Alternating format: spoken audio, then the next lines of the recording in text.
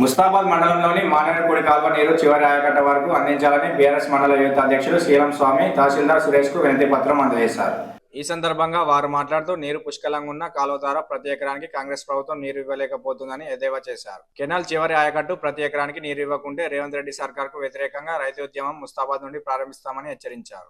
రైతుల పక్షాన BRS party అండగా ఉండి చివరి ఆయకట్టు వరకు నీళ్లు ఇచ్చేదాకా పోరాడతామని కాంగ్రెస్ ప్రభుత్వాన్ని హెచ్చరించారు. ఈ కార్యక్రమంలో రైతులు అక్కపల్లి నారాయణ, సుంచు దేవయ్య, జంగం పెద్దులు, లోకం శ్రీను, బాలయ్య, రాజయ్య, బాబు, నరసింహులు, ఎడ్ల రాజు, పెద్దూరి యాదగిరి, లక్కిరెడ్డి యాదగిరి, బిట్ల రవి, లింగం, నారాయణ, బాలరాజు పాల్గొన్నారు.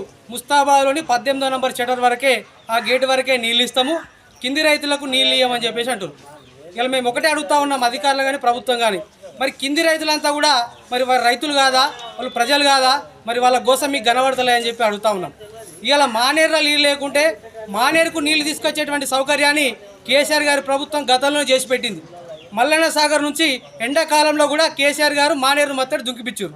మరి అలాంటి అవకాశం ఉన్నప్పుడు మరి కెనాల్ ద్వారా నీళ్ళు అందరికీ కూడా అందించి చివరి ఆయకట్టు చివరి ఎకరం వరకు కూడా నీళ్ళు ఇచ్చి మానేరుకు నీళ్ళు తీసుకొచ్చేటువంటి అవకాశం ఉన్నప్పుడు మరి మీరు ఎందుకు చేస్తలేరని చెప్పి ఈ సందర్భంగా ప్రభుత్వాన్ని అడుగుతా ఉన్నాం.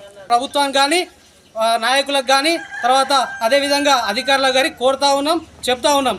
ఖచ్చితంగా కెనాల్ వాటర్ చివరి ఆయకట్టు వరకు ముస్తాబాద్ నుండి తెలుమతి వరకు నీళ్లు పోవాలి.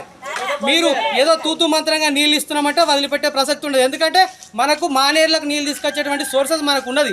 మల్లన్న సాగర్ నుంచి అవసరమైతే మానేరుకు నీళ్ళు తీసుకురండి, అక్కడ నుంచి చివరి ఆయకట్టు వరకు మాత్రం నీళ్ళు ఇవ్వాలి. నీళ్ళు ఇవ్వకుండా ఏదో మేము చేస్తామంటే మాత్రం ఊరుకునే పరిస్థితి ఉన్నది. రైతులందరూ కూడా పట్టుకొని రోడ్డు మీకు ఎక్కే పరిస్థితి ఉంటుంది. మళ్ళీ రైతు ఉద్యమం ముస్తాబాద్ నుండి సిరిసిల్ల నుండి రైతు ఉద్యమం స్టార్ట్ కాబోతోంది. రేవంత్ రెడ్డి గారిని కోరుతా ఉన్నాం, స్థానికంగా ఉన్నటువంటి జిల్లా బాధ్యతలు చూసినటువంటి ఆది శ్రీనివాస్ గారిని కూడా కోరుతా ఉన్నాం.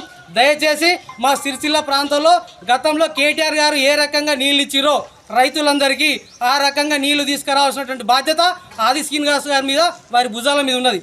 దయచేసి మరొకసారి మీరు రైతులందరి ముఖం చూడండి.